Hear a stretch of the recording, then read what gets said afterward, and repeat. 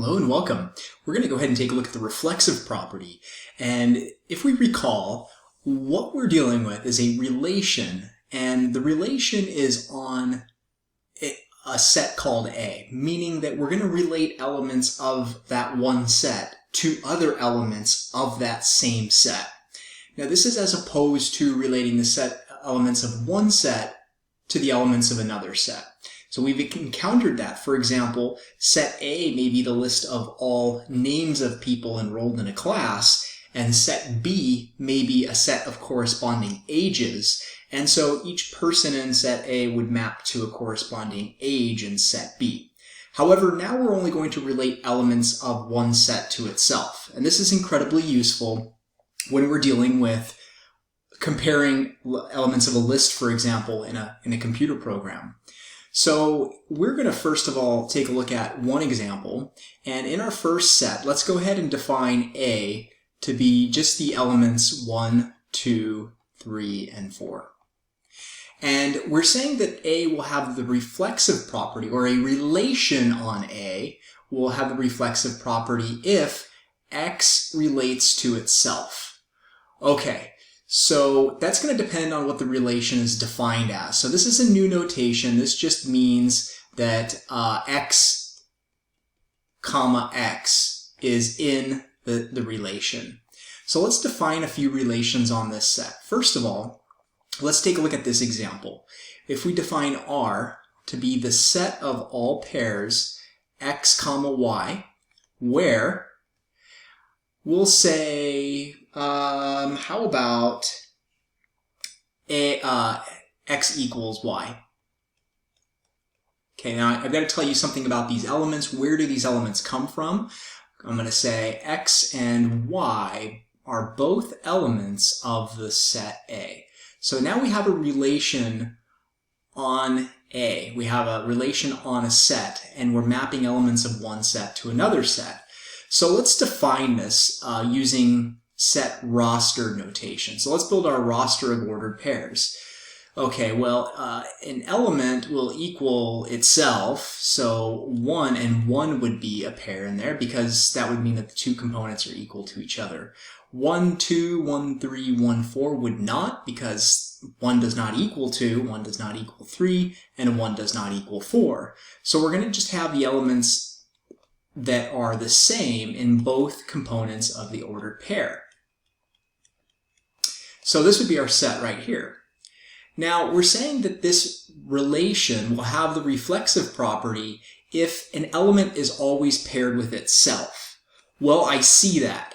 I have, okay, 1 relates to itself, 2 relates to itself, 3 relates to itself, and 4 relates to itself. And all I'm saying when I say relate, it just means that in this context, the two components are equal to each other.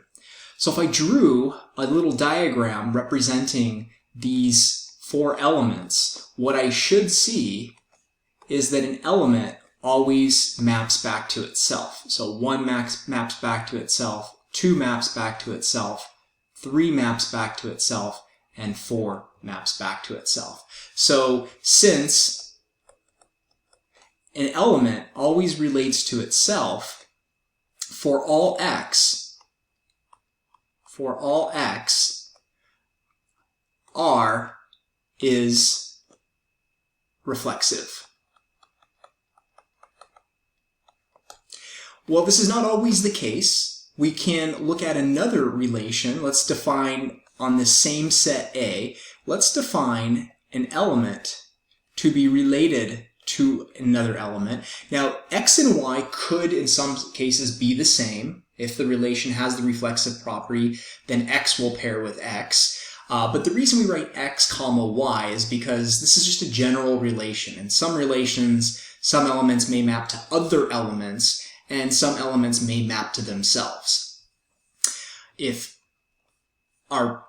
we do have the reflexive property, then an element should always map to itself. But remember, not all relations are going to be this way. So let's define a new relation. We'll say we're going to pair two elements, X comma Y, if X is less than Y. And again, I've got to tell you more about these elements and where they come from. X and Y are both elements of our set A from above here. Okay, so if I form the set roster notation, I'm going to look at the first element, 1. Okay, well 1 is not less than 1, so 1, 1 will not be a pair in there, but 1, 2 will, because 1 is less than 2. As long as the left element is smaller than the right element, we're all good. And then 1 is less than 3, 1 is less than 4. Now I'll move on to 2, so 2 is not less than 1, but 2 is less than 3, and 2 is less than 4. Also, 3 is less than 4, and that completes our set because 4 is not less than any element in the set, so 4 is not going to be related to any other item. Now if I draw again a mapping of this situation, you can already see that I'm missing what I had up here. Here I had every element was paired with itself. But in order to have the reflexive property, I've got to be able to say, okay, I see that 1 is an element of X, or 1 is an element that goes into that first slot. Is there also a pair where it shows that the element is in the second slot? Well, since 1 is not less than 1, 1 will not map back to itself. And similarly, 2 will not map back to itself, and 3 will not map back to itself. And so you can probably see here that this is not going to have the reflexive property. Okay, but let's go ahead and map it out anyway. So we have these 4 elements, 1, 2, 3, 4, and we see that 1 is related to 2, so I'll just draw an arrow over here.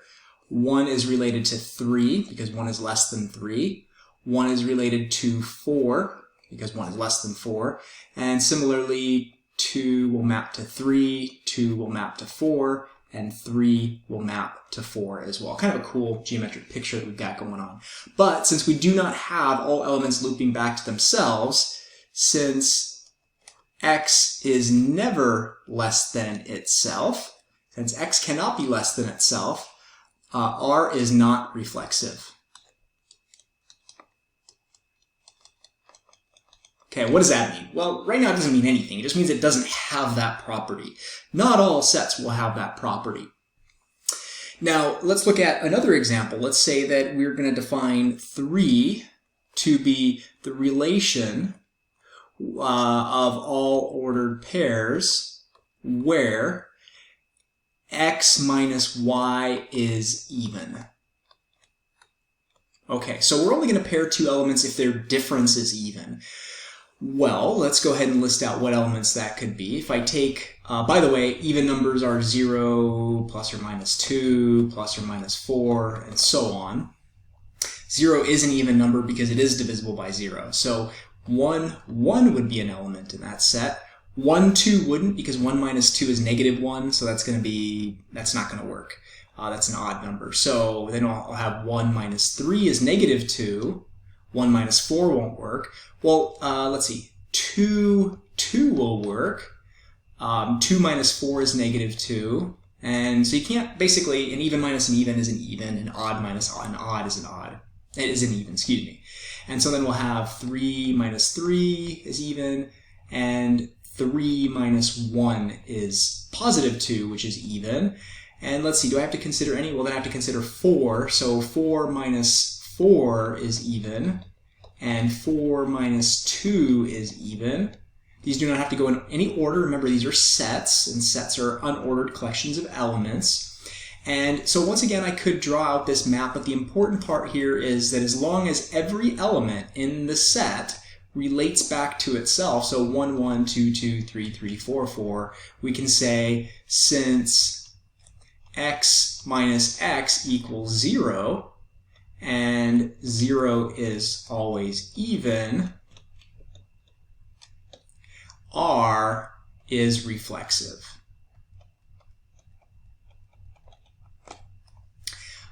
All right, let's do one more where our set is not so well defined.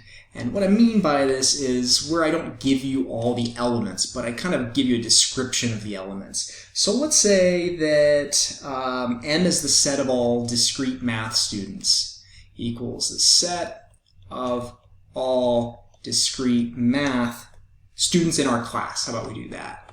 Students in our class. Now, how are we going to relate people in the class? Well, I'm going to make one arbitrary possible relation, we're going to say that R is going to be the set of all pairings of one person, which I'll call M1, related to M2. Again, these are, what we call these is not important. We could call this A and B, or X and Y, or W and P, whatever we'd like. I just chose M1 and M2. And we're going to say that we're going to pair two people if M1, or person 1, has the same grade in the class as M2. Okay, well, let's think about this. In order to have the reflexive property, I can't begin listing this set out because I would have to then take the collection of all ordered pairs of people, and of course I can't put that here because that's confidential information. But let's think about this. Would an element, would M1, for example, be related to itself? Well, what would that mean? Well, by the definition, if I'm going to have, in other words, M1, M1 in the relation, then what that would mean is that M1 has the same grade as M1. Well, that's kind of ludicrous, right? That's like saying, I have the same grade as myself.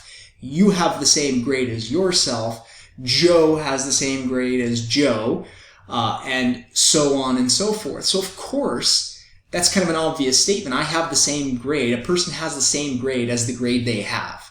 So it's almost like a weird thing to even have to say. So I'm going to write it like this. Since each person has the same grade as themselves, I'll just say as himself, since I'm a him. Since each person has the same grade as himself, M1, M1 will be in the relation for all M1. So for any person that you pick, a person has the same grade as his or herself. So R is reflexive. Great. That's a more abstract example. Let's look at one more abstract example. So P is the set of all, we'll say all people in the world. Okay, let's impose a relation on this. We'll say that we're going to relate two people. We'll call them, we'll just go with X and Y again. And we'll say X and Y will be in this relation. We're going to relate a person to another person if X is a brother, or is a sibling, sibling of Y. So sibling would mean brother, sister. Yes, okay, so X is a sibling of Y. So in order to assess whether this has the reflexive property, we have to ask ourselves, is the pair X, X an element of that relation? And what I'm going to do here to not emphasize that it is, but I'm questioning whether it is, I'll just put a little question mark above that is in sign to say I'm not really sure yet. Well, let's think about this. Is X